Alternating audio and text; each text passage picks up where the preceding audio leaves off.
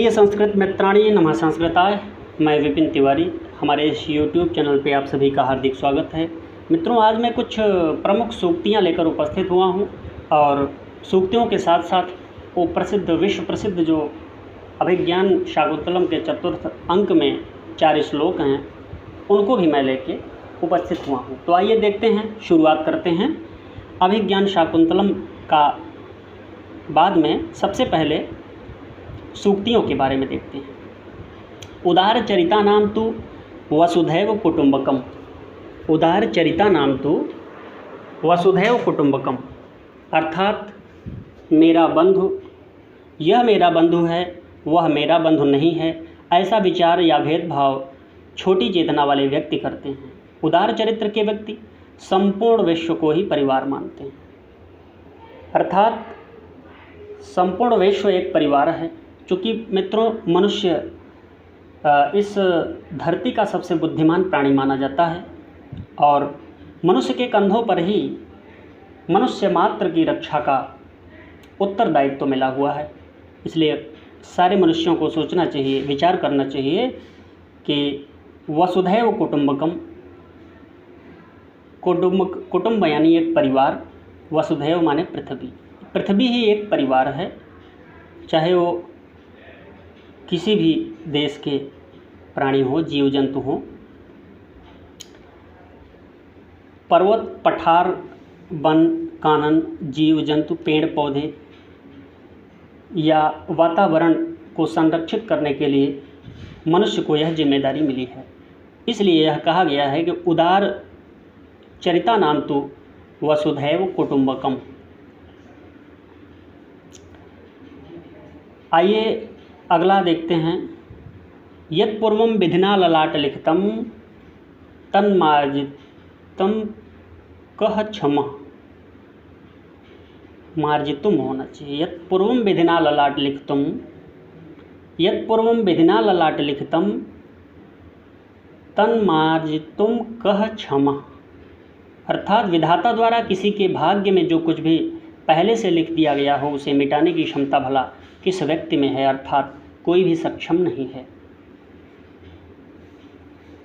आगे है मित्रों, पत्रम नैव यदा करेल विटपे दोषो वसंतस्य किम नौलु कोप्यवलोकते यदि दिवा सूर्यस्य किम दूषणम वर्षा नैव पतन्ति चातक मुखे मेघस्य किम दूषणम यत् पूर्वम विधिना ललाट लिखितम तन्मार्जितुम कह क्षमा। चाणक्य नीति में भी और नीति शतक में भी यह बात लिखी गई है मित्रों। अर्थात इसका अर्थ यह हुआ कि यदि कांटों से भरे हुए करील के वृक्ष में पत्तियां नहीं होती है, करील का वृक्ष एक होता है, उसमें पत्तियां नहीं पाई जाती हैं, तो पत्तियां नहीं पाई जाती हैं तो उसमें बसंत ऋतु का क्या दोष है।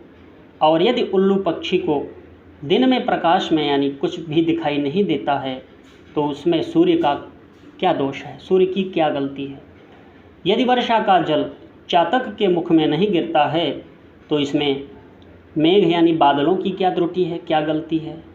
विधाता द्वारा किसी के भाग्य में अर्थात जो कुछ भी लिख दिया गया है पहले, उसे मिटाने की क्षमता भला किस व्यक्ति में है, अर्थात कोई भी सक्षम नहीं है।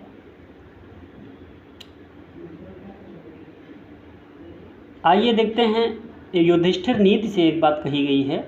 परस्पर विरोधे तो वयम पंच शतंचते परयः साकम विवादे तो वयम पंचोत्तरम शतम।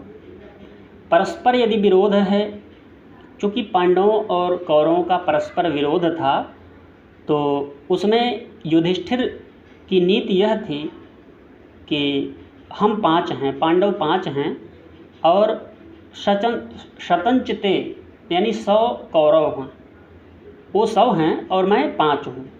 लेकिन दूसरे से यदि विवाद हो, दूसरे राष्ट्र से विवाद हो, तो ये न समझना कि मैं 5 हूँ और 100 हैं, बल्कि 105 हैं। हम मिलकर लड़ेंगे, मिलकर सामना करेंगे। इसलिए युधिष्ठिर नीति यह कहती है कि परस्पर विरोधे तो वयम पंच शतंचते परयः साकम विवादे तो वयम पंचोत्तरम शतम। अभिज्ञान शाकुंतलम की विश्व प्रसिद्ध मित्रों 4 जो श्लोक हैं जिसके बारे में कहा जाता है, कई बार मैं बता भी चुका हूँ कि काव्येषु नाटकम रम्यम तत्र रम्या शकुंतला तत्राप चतुर्थो अंकस्तत्र श्लोक चतुष्टयम। महाकवि कालिदास द्वारा रचित विश्व प्रसिद्ध श्लोक, जैसा कि आप सब जानते हैं, अभिज्ञान शाकुंतलम है। इसके बारे में कहा जाता है कि काव्येषु नाटकम रम्यम, काव्यों में सबसे रम्य होता है जो वह नाटक है। नाटक में भी सबसे रम्य अभिज्ञान शाकुंतलम महाकवि कालिदास द्वारा विरचित अभिज्ञान शाकुंतलम को माना गया है। और अभिज्ञान शाकुंतलम को भी में जो चौथा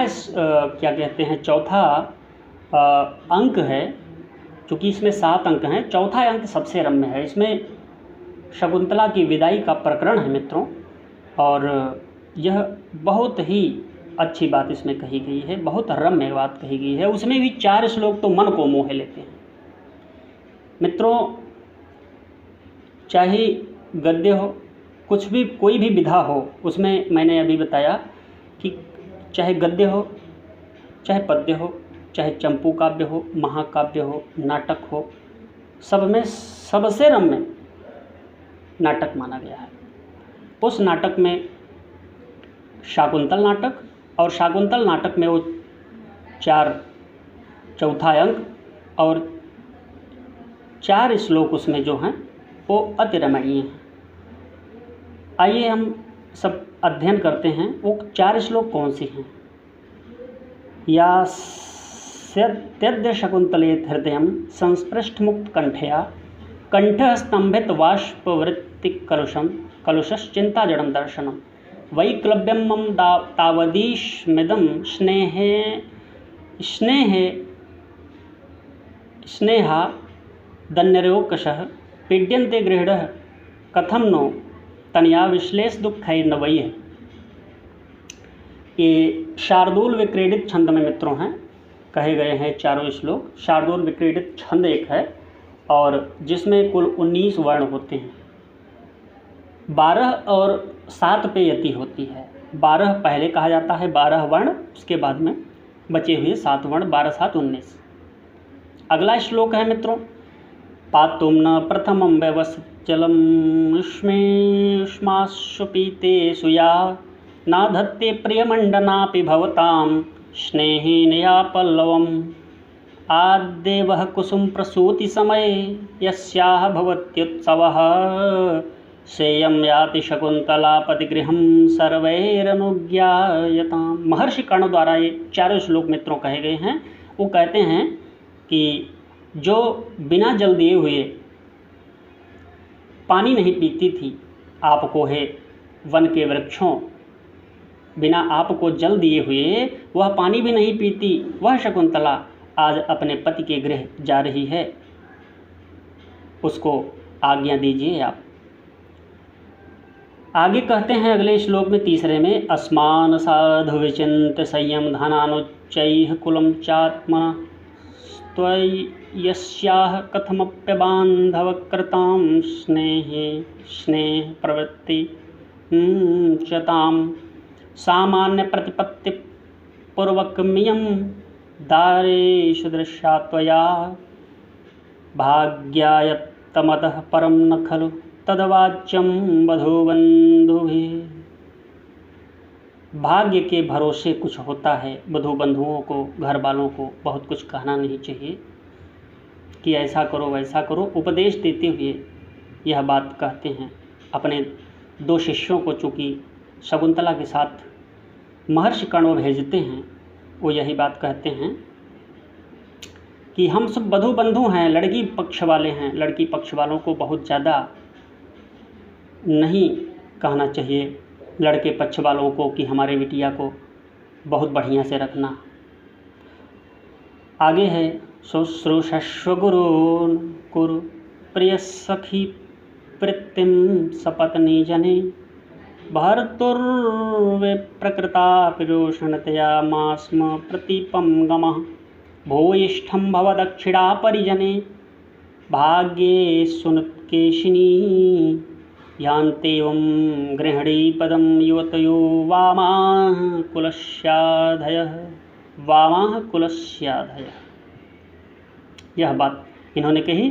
चतुर्थ श्लोक आंसू भरे हुए महर्षि कर्ण यह कहते हैं। आगे मित्रों है अनावृत कपाटम द्वारम देहि, एक सूक्ति है अनावृत कपाटम द्वारम देहि। यह महर्षि कालिदास द्वारा क्षम्यताम, अनावृत कपाटम द्वारम देहि यह महर्षि कालिदास द्वारा रचित है। कहा गया है मित्रों, तब कहा गया है जब महर्षि कालिदास जो थे वे ज्ञान प्राप्त करके लौटे थे अपने घर, अर्थात दरवाज़ा खोलो। इसका अर्थ है अनावृत कपाटम द्वारम देहि का अर्थ है दरवाज़ा खोलो। इसके उत्तर में अस्ति कश्चित वाग विशेषः, यह बोला किसने? विद्योत्मा बोल रही हैं। विद्योत्मा कौन है? महाकवि कालिदास की पत्नी है। लगता है कोई खास व्यक्ति है, कोई विद्वान व्यक्ति है, क्योंकि उसके वाणी में ओज है, लालित्य है, ऐसी वाणी बोल रहा है। क्या बोल रहा है? अनावृत कपाटम द्वारम देहि। अस्ति कश्चित वाग विशेषः, विद्योत्मा ने कहा। तो यह चूँकि विद्वान बनने के बाद पहला वाक्य था विद्योत्मा का, इसलिए महाकवि कालिदास ने अस्ति और कश्चित तथा वाग विशेषः से 3 ग्रंथों की रचना की। 3 ग्रंथ कौन कौन हैं? कुमार संभव, मेघदूत और रघुवंश महाकाव्य। कुमार संभव महाकाव्य है, रघुवंश भी महाकाव्य है और मेघदूतम एक खंड काव्य है मित्रों। इसका मंगलाचरण इन्होंने किया है कुमार संभव का। अस्तुत्तरस्यां दिश देवतात्मा हिमालयो नाम नगाधिराजः पूर्वापरो तो यही वगाह्य स्थितः पृथिव्यायो मानदंडः। मेघदूतम का उन्होंने मंगलाचरण किया है। मेघदूतम में मित्रों कश्चित कांता विरह गुरुड़ा स्वाधिकारात् प्रमत्तः शापेनास्तंगमहित महिमा वर्ष भोगेण भर्तुः। इन्होंने मंदाक्रांता छंद में कहा गया है। मंदाक्रांता ऐसे पढ़ा जाता है, कश्चित कांता विरह गुरुड़ा स्वाधिकारात् प्रमत्तः शापेनास्तंगमहित महिमा वर्षभोगेण भर्तुः। यच्छश्चक्रे जनकतनया स्नानपुण्योदकेषु स्निग्धच्छाया तरसु वसतिं रामगिर्याश्रमेषु। ये मंदाक्रांता छंद है मित्रों, ये मंद मंद पढ़ा जाता है। मेघदूतम में, पूरा मेघदूतम में मंदाक्रांता ही छंद महाकवि कालिदास ने प्रयोग किया है। अच्छा, 2 हो गए। अस्ति से कुमार संभव और कश्चित कांता विरह गुरुड़ा, कश्चित से इन्होंने मेघदूत का वर्णन किया, मंगलाचरण किया। और वाग विशेषः से मित्रों रघुवंश महाकाव्य। वागर्थाविव संपृक्तौ वागर्थ प्रतिपत्तये जगतः पितरो वंदे पार्वती परमेश्वरो। पार्वती और परमेश्वर भगवान शंकर की वंदना से उन्होंने मंगलाचरण किया है। आगे हैं मित्रों कुछ मुख्य सूक्तियाँ हैं। पुष्पेषु चंपा नगरीषु कांची नदीषु गंगा नृपरेषु रामः नारीषु रंभा पुरुषेषु विष्णु काव्येषु माघः कवि कालिदासः। खरपर ने यह बात कही है। कहा है उन्होंने कि पुष्पों में सबसे रम्य होता है, सबसे सुंदर चंपा का पुष्प होता है मित्रों। नगरीषु कांची, नगरियों में कांची नगरी का नाम प्रसिद्ध है। नदीषु गंगा, नदियों में गंगा नदी का जल सबसे पवित्र होता है, इसलिए गंगा नदी का वर्णन है। नृपरेषु रामः, नृपों में यानी राजाओं में श्री राम प्रसिद्ध हैं मित्रों। नारीषु रंभा, नारियों में रंभा नारी प्रसिद्ध हैं। पुरुषेषु विष्णु, पुरुषों में भगवान विष्णु प्रसिद्ध हैं। काव्येषु माघः, काव्यों में माघ महाकवि कालिदास तो हैं ही, माघ काव्यों में प्रसिद्ध हैं मित्रों। जिन्होंने शिशुपाल वधम नामक एक महाकाव्य लिखा है, भी सर्ग का है। और कवि कालिदास, कवियों में कालिदास प्रसिद्ध, ऐसा कहा गया है। काव्येषु नाटकम रम्यम तत्र रम्या शकुंतला तत्राप चतुर्थो अंकस तत्र श्लोक चतुष्टयम। यह अज्ञात ने कहा है, यानी विद्वानों को अभी तक इसका ज्ञान नहीं हो पाया है कि किसने कहा है, लेकिन यह कहा जाता है। अभिज्ञान शाकुंतलम के वर्णन में यह बात कही गई है। पुरा कवीनाम गणना प्रसंगे कनिष्ठिकाधिष्ठित कालिदासः अद्याप तत्तुल्य कवेर भावा दनामिका सार्थवती बभूव। मल्लिनाथ ने कहा है। कालिदास गिरासारम कालिदास सरस्वती, यह भी मल्लिनाथ ने ही कहा गया है। कालिदास के बारे में कहा गया है मित्रों, इनके वर्णन में कहा गया है। मेघे माघे गतम वयः, मल्लिनाथ ने यह भी बात कही है। मेघे माघे गतम वयः, मेघे यानी मेघ में, मेघदूतम में कालिदास, और माघे यानी माघ शिशुपाल वधम, माघ महाकवि माघ जो हैं वो शिशुपाल वध रचे हैं, की रचना किए हैं। शिशुपाल वधम एक महाकाव्य है, उसको माघ ने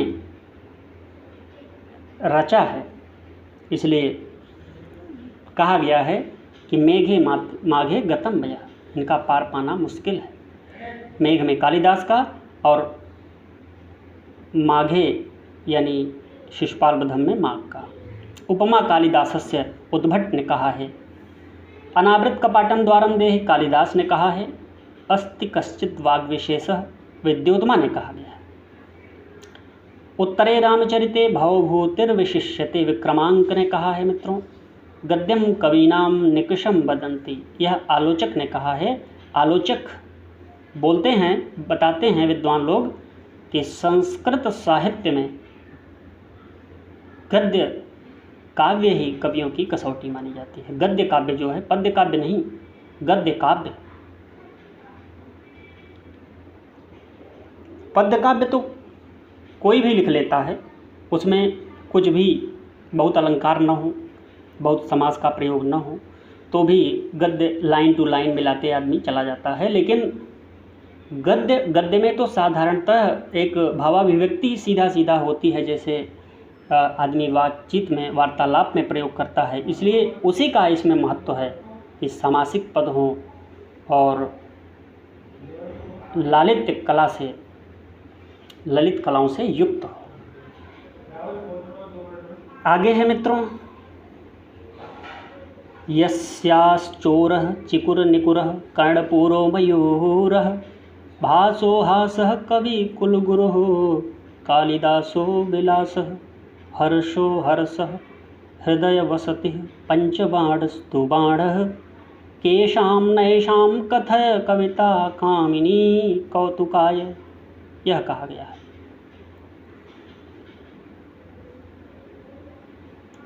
भारवे अर्थ गौरवम, उद्भट ने कहा है।